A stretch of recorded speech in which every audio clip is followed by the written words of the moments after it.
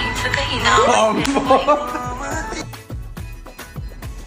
වෙලාවකට මට හිතෙනවා කාටවත් දොස් කියන්නේ නැතුව කලාමැද්දෙක් වෙන්න. ලයිට් එක මොකේම තියෙනවනේ. අහිංසක පාරට එළියට පස්සේ මාර කොච්චි කරලක් කොයි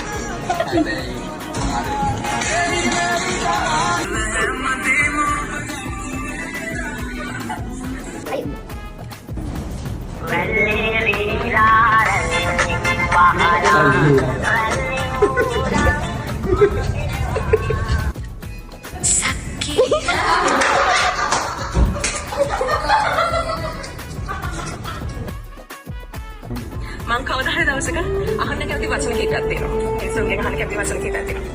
ඒක තනියම ගේමක් ගහුවා බං. අනිත් වචන ටික අහන්න හරි. අපොච්චෝ ඉතින් අපුරුයි තමා කේන්ති යනවා.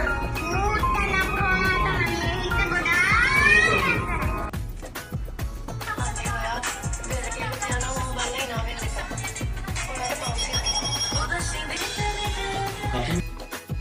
කයින්න පොන්නේ නේ කන්න වේල සෙන්ජා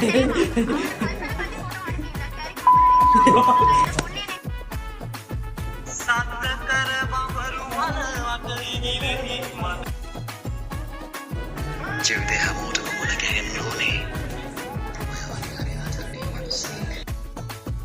හරිම අහිංසක කමට ආරක් ගැහුවා මොනවලවත් බලන්නේ නැති කුමාර සරපතිවට මගේ නම කලුමාර. අනේ කතරයක් කිව්වා මයි. එයා සුද්ධි වගේ සුදුයි. යක්ෂණිය වගේ ලපුයි. ඒ වගේම යා තරහ කියලාම මම නිකන් ඇපල් එන ලස්සන ගෑල්ලාම ලස්සන මලක් වගේ නාරයි. බුදු තාත්තේ මොන්නේ මා